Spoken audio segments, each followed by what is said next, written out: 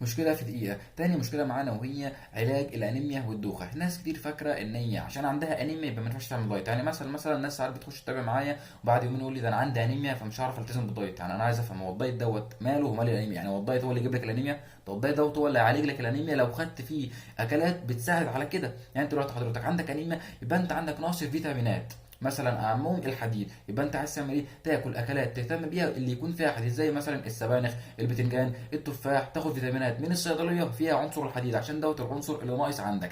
لكن الانيميا ملهاش اي علاقه خالص بالدايت. اعمل دايت عادي، كل اكل الدايت عادي، كده كده الدايت مش هيقول لك ما تاكلش خالص. الدايت بيخليك تاكل نفس الاكل اللي انت كنت بتاكله في الحياه الطبيعيه لكن بكميات اقل شويه وباكل صحي او بطريقه صحيه.